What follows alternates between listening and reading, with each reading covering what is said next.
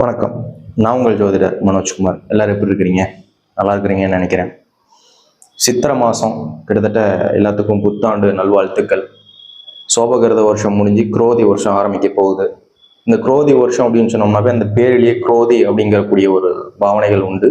அப்போ அந்த குரோதி அப்படிங்கிறதுக்கான விஷயங்களுக்கு தக்கவே இந்த வருஷத்துல பார்த்தோம்னா ராஜாவா கிட்டத்தட்ட செவ்வாவே வரப்போறார். ஆங்காரகன். அந்த ஆங்காரகன் கூடிய செவ்வா வரப்போறாரு. அவரோட சூழ்நிலைகளை நம்ம நேர காலங்கள் இல்லை நம்ம இந்த வருஷ காலகட்டங்கள் எப்படி போக போகுது, எவ்விதமான மாற்றங்கள் கொடுக்க போகுது அப்படிங்கிறதுக்கான விஷயங்கள்லாம் எதிர்பார்ப்பு நிறையாவே இருக்கும். சரி, அதுக்கு முன்னாடி நம்ம சேனலை ரெகுலராக ஃபாலோ பண்ணிட்டு இருக்கிறவங்க, புதுசாக பார்க்குறவங்க, இவங்க எல்லாத்துக்குமே என்னோட பரிபூர்ண நன்றிகள். தொடர்ந்து நம்ம சேனலை ஃபாலோ பண்ணிட்டு வாங்க, சப்ஸ்கிரைப் பண்ணுங்க. சப்ஸ்கிரைப் பண்ணாதவங்க தொடர்ந்து பார்த்துட்டு இருக்கிற எல்லா நல்லுணங்களுக்கும் என்னோட நன்றி. இந்த வருஷம் ஆங்காரகன் செவ்வாய் வந்திருக்கிறாரு. இந்த செவ்வாய் எவ்விதமான மாற்றங்களை கொடுக்க போறாரு, எவ்விதமான பாவத்தை கொடுக்க போறாரு. இப்போ செவ்வாய் அப்படின்னு சொல்றதே ஆதாய பலன் அப்படின்னு நீங்க எடுத்துக்கிட்டீங்க அப்படின்னா, மேஷத்துக்கும் விருட்சத்துக்கும் அதிபதியா வரக்கூடிய செவ்வாய் இந்த வருஷத்துல கிட்டத்தட்ட ஆதாய பலன் ஆதாயம் 8 ஆகும், விரயம் 14 கொடுக்குறாரு. அப்ப ஆரம்ப காலகட்டத்துல இந்த ராஜா கொடுக்கக்கூடிய ஒரு அதிபதியை விரயம் அதிகமாகவும் ஆதாயம் கம்மியா கொடுக்கக்கூடிய அதிபதியா மாறிடுறாரு. அப்ப இந்த வருஷமே பார்த்தோம்னா இந்த குரோதி வருஷத்துக்கான ஒரு மாற்றங்களை கொடுக்க போறாரு. அப்ப ஒரு கெட்ட விஷயமாகட்டும் சரி, ஒரு அங்கங்க ஒரு தீங்கு தடங்கான விஷயங்கள், திருட்டு, பிரச்சனைகள், இந்த மாதிரி விஷயங்கள்லாம் அதிகமாக கொடுக்கக்கூடிய ஒரு ஆதிபதியான ஒரு செவ்வாய்னே சொல்லலாம். அதே மாதிரி இந்த மேஷத்துக்கும் விருட்சகத்துக்கும் அதிபதியா இருக்கக்கூடிய செவ்வாய் பார்த்தோம்னா கிட்டத்தட்ட உங்களோட பாவத்துக்கு 11ல சனி கூட சேர்ந்து உட்கார்ந்துருக்கிறாரு. சனி செவ்வாவோட ஆதிக்கம் பலம் அப்படின்னு சொன்னோம்னாவே இவங்க 2 பேர்த்தோட கோர்வைகள் மொத்தமாவே ஒரு விதமா சரியே இருக்காதுங்க. ஒருத்தர் எதா இருந்தாலும் பார்த்துக்கலாம், பிடிச்சிக்கலாம் அப்படின்னு சொல்லி ரொம்ப ஒரு பிடிவாத குணமா அடவாதமா எதா இருந்தாலும் சரி முன்னாடி செய்தரலாம் அப்படின்னு சொல்லி வேகமா செய்யக்கூடிய ஒரு அதிபதியான செவ்வாய். இன்னொருத்தர் நியாயம், தர்மம், எதை பண்ணணும்னாலும் கொஞ்சம் பொறுமையா பண்ணணும், பார்த்து பண்ணணும். பிரச்சனையா இருந்தாலும் பரவாயில்ல, எனக்கு பிரச்சனை கொடுத்தாலும் பரவாயில்ல, நான் எந்த இடத்துல பங்கப்பட்டாலும் அவமானப்பட்டாலும் பிரச்சனைகள் கிடையாது, ஆனா நான் எப்படி பண்ணணுமோ அதை சார்ந்த விஷயங்கள் தான் பண்ணுவேன் அப்படின்னு சொல்லக்கூடிய சனி. இவங்க 2 பேரும் இணைந்து உட்கார்ந்துருக்கிற இடமே ஃபர்ஸ்ட் சரியில்லை. லாபஸ்தானாதிபதியில இவங்க 2 பேரும் உட்கார்ந்துருக்கிறதே ஒருத்தர் நியாய தர்மம்னு சொல்லி பேசி எல்லா விதத்தையும் கம்மி பண்ணிக்கிறதுக்கான வாய்ப்புகள் உண்டு. இன்னொருத்தர் ரோஷக்காரகத்துவமா செயல்படக்கூடிய செவ்வாவும் ஒரு கோர்வையான பலமும் சரியில்லாம இருக்கு.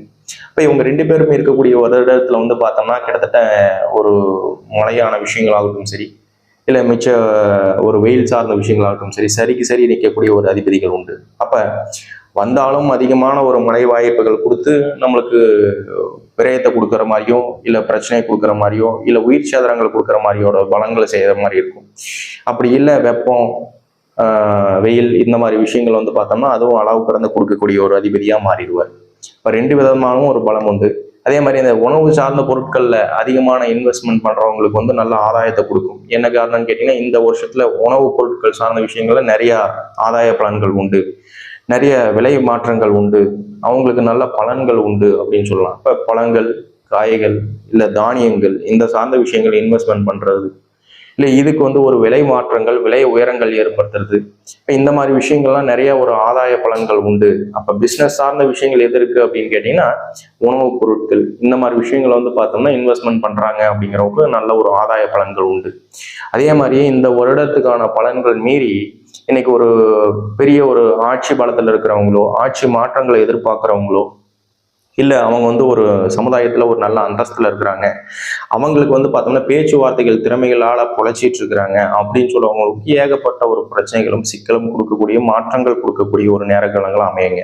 இப்போ இவங்களோட ஆதிக்க பலன்கள் அதிகமாயிரும். இந்த வருஷ காலகட்டங்களில் கிட்டத்தட்ட ஒரு போலீஸ் துறையோட ஆதிக்க பலமோ, இல்லை வெளிப்பட்ட ஒரு ஒரு பிரச்சனையை கொடுக்கக்கூடிய அதிபதிகளாக இருக்கக்கூடிய மக்களோட விஷயமோ, இவங்களோட விதத்துல நிறைய அடிதடியான விஷயங்கள் நடக்கிறதுக்கான வாய்ப்புகளும் உண்டு.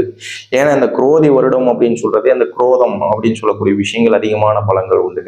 மேற்கொண்டு நம்ம ராசிகளுக்கு எவ்விதமான பலன்கள் கொடுக்க போறாரு அப்படிங்கிறது ரொம்ப டீட்டெயில்டா வாங்க நம்ம பார்க்கலாம். இந்த கன்னிராசியில பிறந்தவங்களுக்கு கிட்டத்தட்ட ஆதாய பலன்கள் அப்படின்னு சொல்றதையும் விரய பலனும் சொல்றப்ப எவ்விதமான மாற்றங்களும் கிடையாது. அப்ப வரவுக்கேற்ற விரயங்கள் உண்டு அப்படின்னு சொல்லக்கூடிய ஒரு பலன்கள் உண்டு. அளவுக்கு மீறின வரவுன்னு சொல்றதுக்கு உனக்கு பாக்கியம் இல்லைனாலும் ஆவரேஜா இருக்கக்கூடிய வரவுகள் உண்டு, அதுக்கு தகுந்தாப்புல விரயங்கள் உண்டு. அப்ப நம்ம எதையுமே எதிர்பார்க்கறதும் இல்லை, எதிர்பார்த்த விஷயங்கள் இல்லை நமக்கு வரக்கூடிய விஷயங்கள் வெளியில காட்டிக்கக்கூடிய ஒரு வாய்ப்புகளும் இல்லை. அப்ப பார்த்தோம்னா சரி கட்டி போகக்கூடிய ஒரு வருடமா இந்த வருடம் காலகட்டங்கள் அமையறதுக்கான விஷயங்கள் உண்டு. இதுல நட்சத்திர ரீதியான விஷயங்கள்ல கந்தாய பலன்கள் ரீதியா நம்மளுக்கு எவ்விதமான மாற்றங்கள் கொடுக்க போறார். இப்ப முதல் பாதி, அதாவது கிட்டத்தட்ட 12 மாதத்தை மூணு காலகட்டங்களா பிரிச்சுக்கிறோம். அப்ப 3 பாதி அப்படின்னு சொல்றப்ப முதல் பாதி, இடைப்பட்ட பாதி, கடைசி பாதி. இப்ப 4 மாதமா காலகட்டங்களா பிரிச்சு அதுக்கான பலன்கள் நட்சத்திர ரீதியான கந்தாய பலன்கள் எப்படி இருக்குன்னு பாத்தீங்கன்னா, கிட்டத்தட்ட கன்னி ராசியில உத்தர நட்சத்திரத்துல பிறந்த ஒரு கன்னிராசி அதிபதிகளுக்கு எந்த விதமான ஒரு மாற்றங்களும் கிடையாது. அப்ப எல்லா விதத்திலையும் ஒரு பெனிஃபிட்டான ஒரு மாத காலகட்டங்களா இந்த 4 மாற்றங்களும் 4 மாத காலகட்டங்களும் உங்களுக்கு நல்ல மாற்றமா அமையறதுக்கான விஷயங்கள் உண்டு. அப்ப முதல் பாதி அப்படின்னு சொல்லக்கூடிய 4 மாதமும் நம்மளுக்கு ஒரு உடல் ரீதியான பாதிப்பு, உடல் ரீதியான சேதனங்கள், இந்த மாதிரி விஷயங்கள்லாம் நம்மளுக்கு அதிகமான பாதிப்பு கொடுக்காது. நடுப்பட்ட பாதி அப்படின்னு சொல்லக்கூடிய பாதி மாத காலகட்டங்கள் நம்மளை பயப்பட வேண்டிய விஷயங்களும் தேவையில்லை. அப்ப எந்த விஷயம் கண்டு நம்ம பயப்படணுங்கிற அவசியம் இல்லை. எந்த விஷயமா இருந்தாலும் போல்டா செயல்படலாம். அப்ப வரவு செலவு விஷயமா இருக்கட்டும், தனபாக்கிய ரீதியான பலமாகட்டும் சரி, குடுக்கல் வாங்கல ரீதியான விஷயங்களாகட்டும் சரி, இது சார்ந்து நம்ம எந்த ஒரு பயமும் தேவையில்லை. அப்ப நம்மளுக்கு வர வேண்டிய விஷயங்கள் கூட வந்துடும் அப்படின்னு சொல்லி.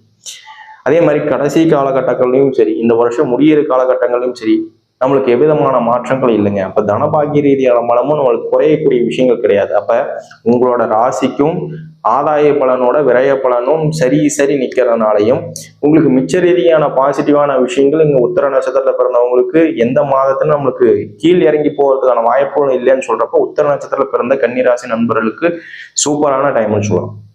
அடுத்தது அஸ்த நட்சத்திரம். இந்த அஸ்த நட்சத்திரத்துல பிறந்தவங்களுக்கு ரொம்ப ரொம்ப கேர்ஃபுல்லா இருக்கும். அப்போ உத்தர நட்சத்திரத்துல இருக்கிறவங்களுக்கு நல்ல பாக்கியம் சொல்லணும்னா, அதே அஸ்த நட்சத்திரத்துல பிறந்தவங்களுக்கு இந்த வருட காலகட்டங்கள் நம்மளுக்கு அஸ்தமனமாகக்கூடிய ஒரு மாத காலகட்டங்கள் அமையறதுக்கு வாய்ப்புகள் உண்டு. அப்ப இதுக்கு என்ன காரணம்னு கேட்டீங்கன்னா, கத்தாய பலன்ல அது முதல் பாதியும் நம்மளுக்கு சரியில்லை, 0% வந்துடுறாரு.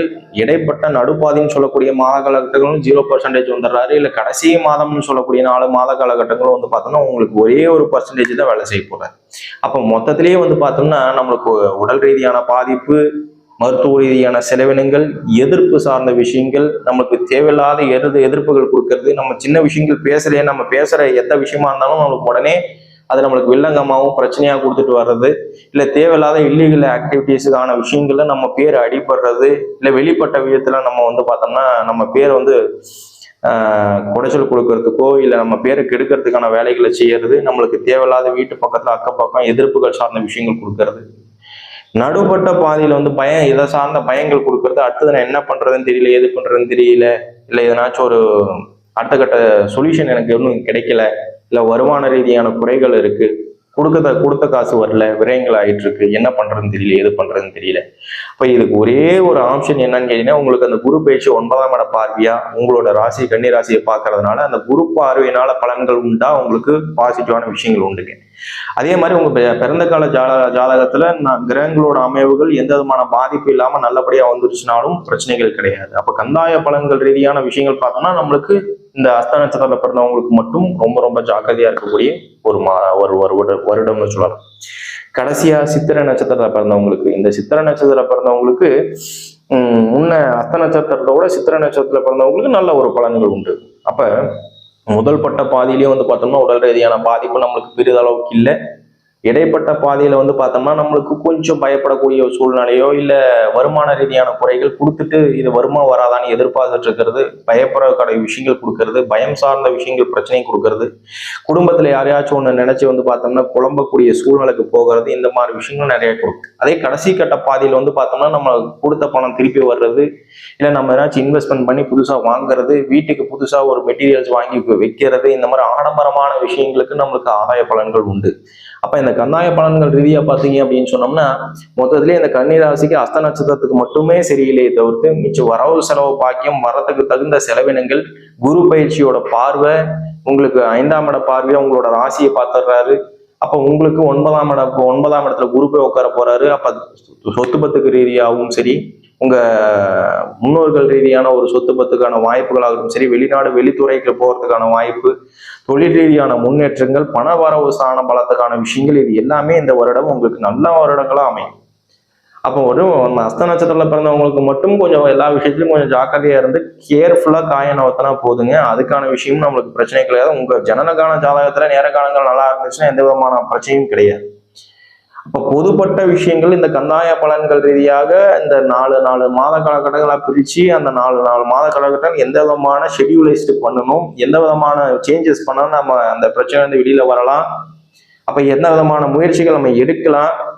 அப்போ வந்து பார்த்தோம்னா இந்த மாதிரி நேர காலங்களில் நம்ம எவ்விதமான மாற்றங்கள் செய்தால் முன்னேற்ற பாதைக்கு போயிடலாம் அப்படிங்கிறது ப்ரீ பிளான்டு பண்ணி நீங்க செய்தீங்கன்னாவே இந்த வருடம் உங்களுக்கு நல்ல வருடங்கள் அமையும். ஏன் என்ன காரணம்னு கேட்டீங்கன்னா ஆதாயமும் விரயமும் சரிசமமா இருக்கக்கூடிய ராசியா இருக்கிறதுனால. அப்ப பெருசளவுக்கு நம்ம பயப்பட தேவையில்லைங்க இந்த வருடம் ஃபுல்லா. அப்ப இந்த வருடமே நல்ல வருடமா அமையும். முக்கியமா இந்த நட்சத்திர பலனை கந்தாய பலன்களை பார்த்து நம்ம மாத ரீதியாக ப்ரீ பிளான் பண்றதுக்கான விஷயங்கள் மட்டும் ஷெடியூல் பண்ணிக்கோங்க. மிச்சப்படி எந்த விதமான பாதிப்பும் கிடையாது. இந்த வருடமும் உங்களுக்கு நல்ல வருடங்களா அமைய என்னோட பரிபூர்ண வாழ்த்துக்கள். நன்றி, வணக்கம்.